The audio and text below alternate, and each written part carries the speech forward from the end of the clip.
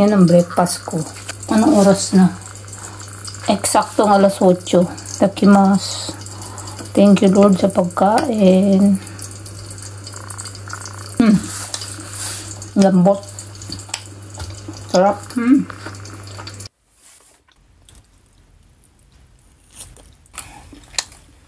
Nakaupo lang ako sa sahig ko. Nakalupagi.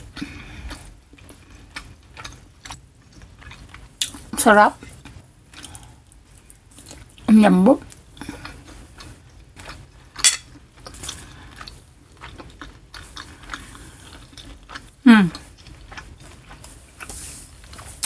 Winter ngayon pero winter naka-short ng asawa ko.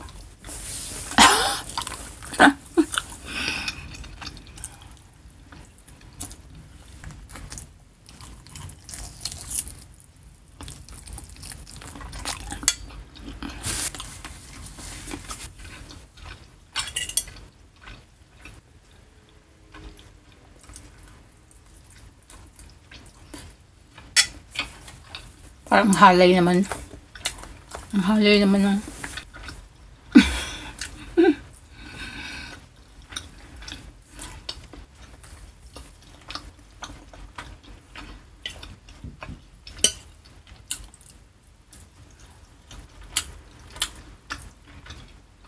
lambot ng karne. Harap. Umuulan po ngayon sa Japan. So, iniisip ko, walang araw. Hindi makakalabas. Punta na lang ako mall. Pagkagising ng anak ko.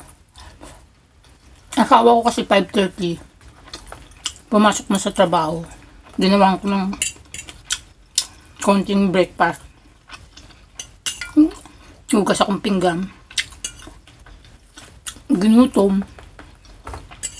Usually, 7 or 8 kumakain na po ako breakfast. Hindi ako makapunta ng park. Pangit ang weather, muulan, walang araw. Pero lalabas ako.